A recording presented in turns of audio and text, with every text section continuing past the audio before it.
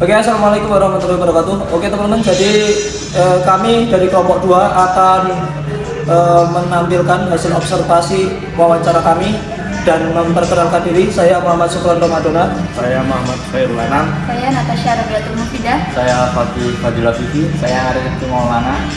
Oke, sekian teman-teman. Jadi tunggu hasil observasinya. Sehat, langsung ke ini bahkan. Apa yang mau ditanyakan? Mungkin pertanyaan pertama, kita akan berbincang-bincang tentang latar belakang Lazisnu di Indonesia maupun di Yogyakarta. Lazisnu di DIY itu mulai ada tahun 2006. Jadi itu periode kepengurusan PWNU tahun 2006-2011 itu mulai ada. Ketua yang pertama itu Pak Bambang Supriyatmo, periode 1, periode pertama. Jadi periode pertama ini karena baru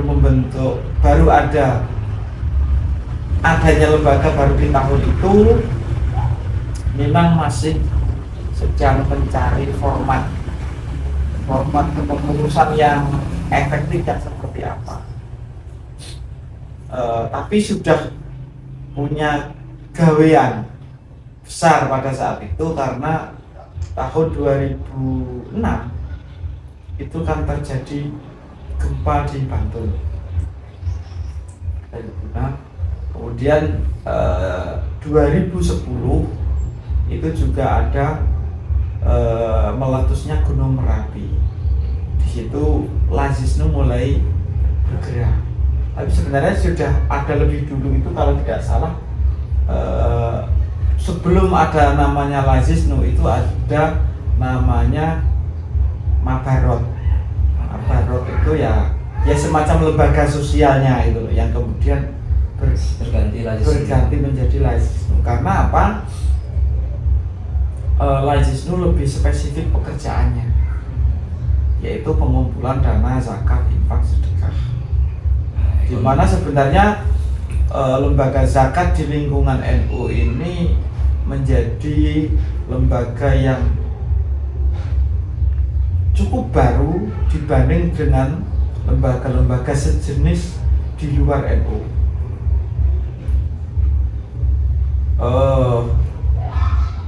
Misalkan yang sudah cukup lama itu kan Dompet Duafa.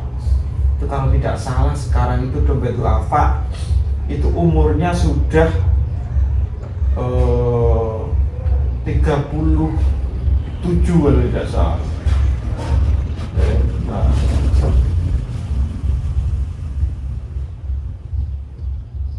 Umurnya Dompet Duafa itu sudah 32 tahun.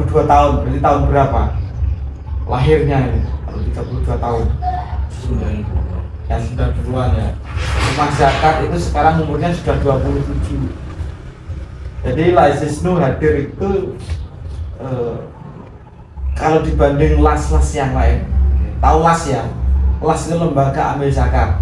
Singkatan dari lembaga ambil zakat itu sudah cukup lama, 90-an sudah banyak yang berdiri. Lazisnu baru ada di 2004 di Indonesia, baru ada di DIY 2006-2011.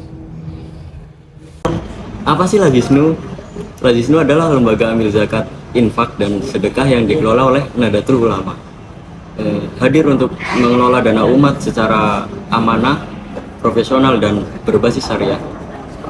Untuk tujuan Lazisnu yaitu untuk membantu yang membutuhkan, memberdayakan ekonomi umat, dan membangun kemandirian warga Nahdliyin.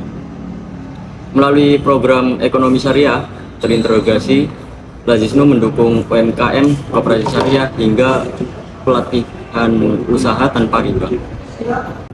Kamu tahu nggak salah satu program keren dari Lazisnu itu namanya program ekonomi syariah terintegrasi. Jadi itu tuh semacam upaya buat bantu umat biar mandiri secara ekonomi, tapi tetap sesuai dengan prinsip-prinsip Islam dan semangat kebersamaan. Programnya macam-macam loh, mulai dari pemberdayaan UMKM, mereka dikasih pelatihan bina usahanya, bahkan dapat pendampingan modal tanpa riba. Terus juga ada penguatan koperasi syariah dan BMT NU yang jadi semangat pusat ekonomi umat, apalagi di tingkat desa. Yang paling keren sih, Lazisnu juga bantu kelompok usaha dari mustahik biar jadi muzaki. Jadi bukan cuma dibantu tapi beneran diberdayakan. Dan sekarang mereka juga udah mulai digitalisasi zakat dan sistem keuangan syariah supaya lebih transparan dan bisa diakses lebih mudah.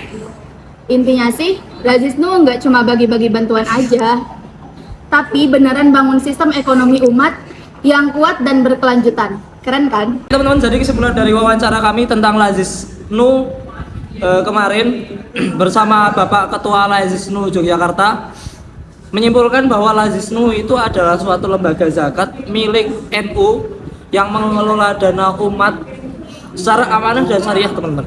Nggak cuma menyalurkan bantuan secara fisik maupun non fisik, Lazisnu juga memberdayakan ekonomi masyarakat melalui program-program UMKM, koperasi syariah, hingga digitalisasi zakat.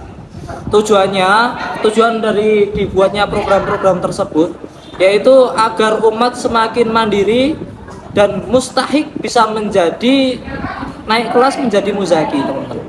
Ya, intinya Lazisnu hadir untuk bangun ekonomi umat, khususnya umat Islam yang kuat dan berkelanjutan. Oke, mungkin sekian kesimpulan dari wawancara kelompok kami kemarin. Ya, mungkin banyak salahnya, mohon dimaafkan teman-teman. Sekian dari saya. Wassalamualaikum warahmatullahi wabarakatuh.